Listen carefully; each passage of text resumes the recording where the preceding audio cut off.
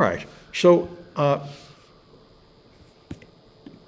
you'll see in the module here, there's a lecture, and there's a quiz you should take. And then before next week, you should do the Module 2 quiz. Look over the chapter in the book or the lecture here to prepare for that. It's best to do the quiz before the lecture on the topic. I find that's better and encourage students to go through it a couple of times. You read the chapter, take the quiz. You have two, maybe 3 tries at the quiz. And it's open book online. And then there are projects, hands-on projects to turn in. The first one is binary games, which I'll talk about now. And then we'll start doing forensic examination. You'll install Autopsy, which is a Windows-based tool to do all this stuff. It's basically a Windows-based imitation of FTK and NCase. And then we'll start examining things. We'll examine lots of things. We'll have some Autopsy training videos, and then we'll start looking at images, and then the evidence from memory, and from Windows machines, the registry, and from network traffic, and then Android phones and iPhones, and more information down here at the end. So that's what we're going to have a lot of hands-on projects. But the first thing is binary games.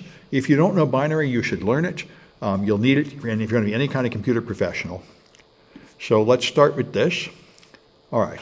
And the way I recommend doing these games is only do 1 per session. So I'll try and remember to do 1 of these each week.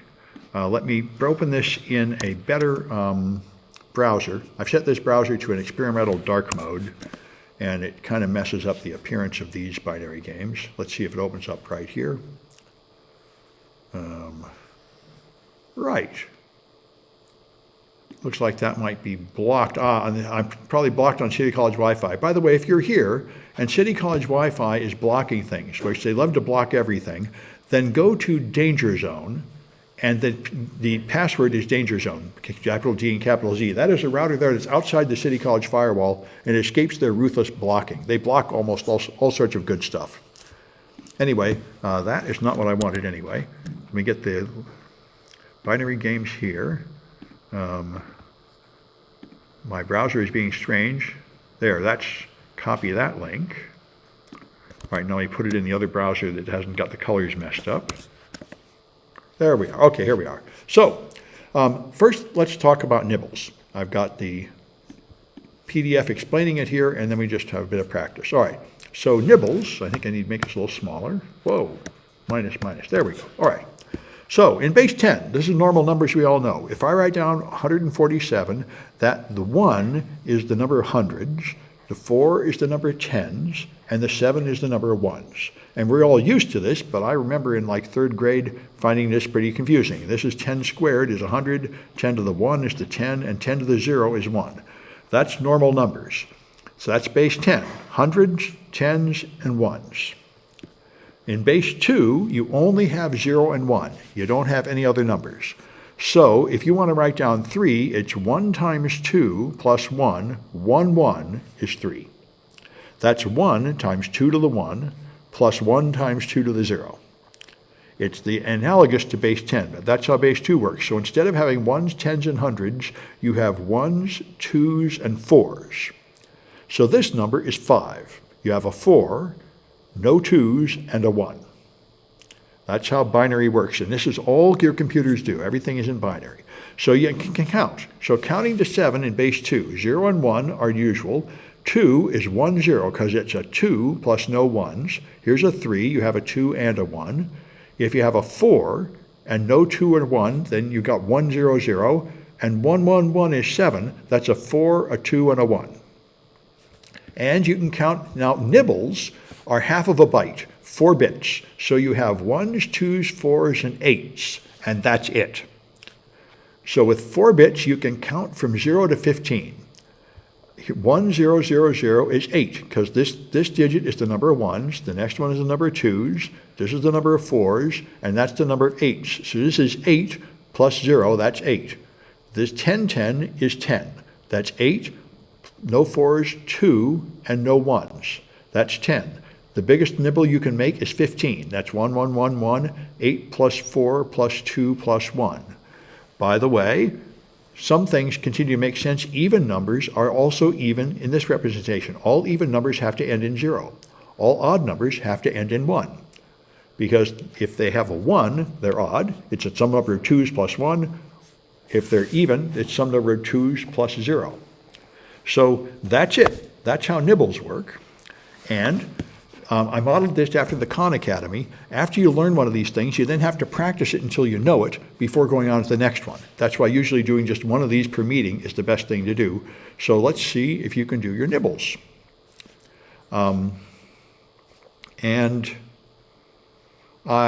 just do some of these in class, and then I've got like a Kahoot where you can do them to see if in a competitive way. So 0, 0, 0, 0, what's that? Just call it out.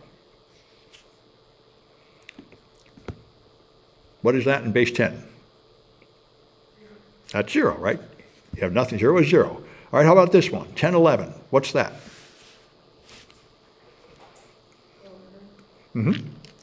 It's 11 because it's 8, no 4's, 2, and 1. That's 11. All right, how about 1, 0, 0, 0?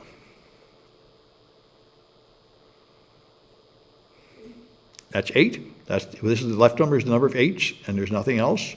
All right, and so when you're doing the homework, you do this, and I think you have to get 10 in a row right, and then you'll see a flag.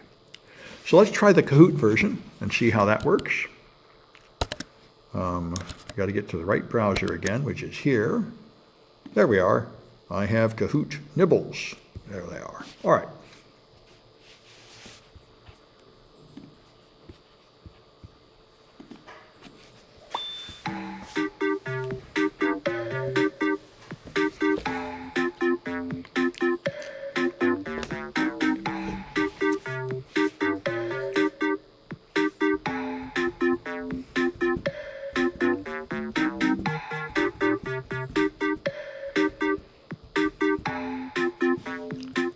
By the way, the reason this binary stuff is important is because that's how you back up your tools. All your tools have bugs, and when you want to make sure that the evidence is really there, I often back it up with just a plain hex viewer. You look at the raw hex data on the drive and see if it's there. The tools can get confused. So, that's an important fact. Never trust any one tool. Anything really important, you have to back it up with a second tool to make sure it's really there and not just misunderstanding it. There are some famous flaws, conditions under which tools will give you the wrong IP address or something. We had some long research projects tracking down things like that. All your tools make assumptions, and sometimes those assumptions are wrong.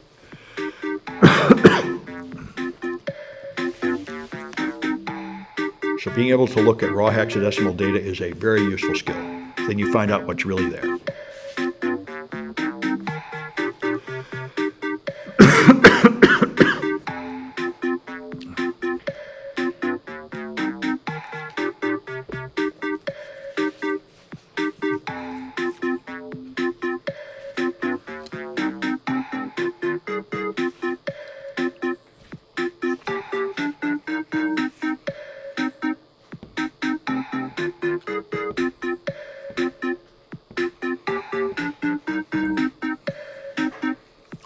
Give it a few more seconds.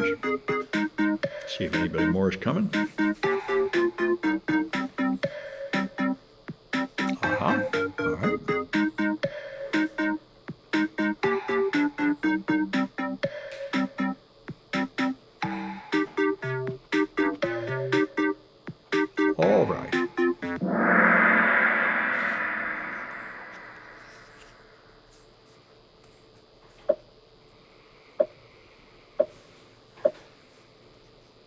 All right, so what's 9 in binary?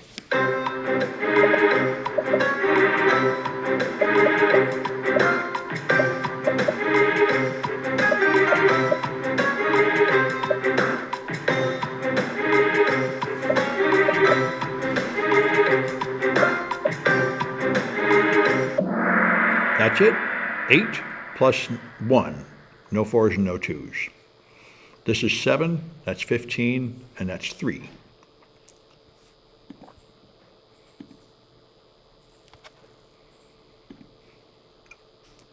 All right, what is this in decimal? 0b means binary. That's the way you write these things in Python. So it's 1011 in binary.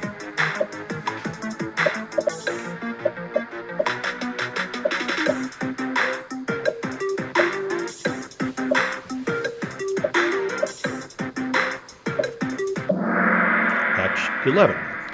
8, no 4s, a 2, and a 1, so it's 11.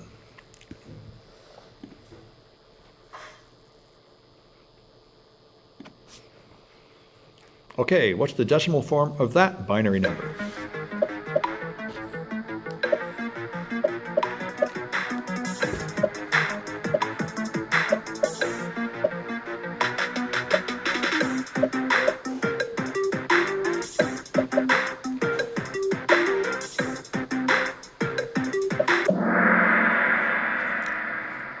That is 7. 4 plus 2 plus 1 and no 8s. All right. And what's 14 in binary?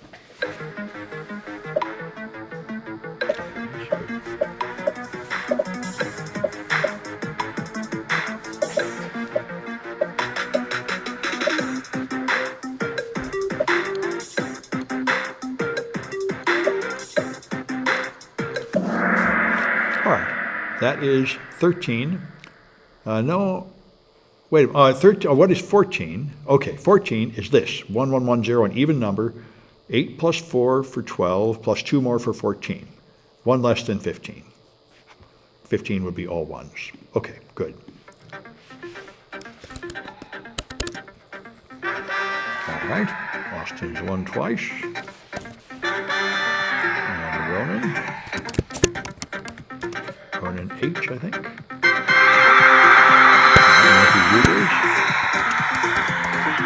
Good. All right, I've recorded the winners.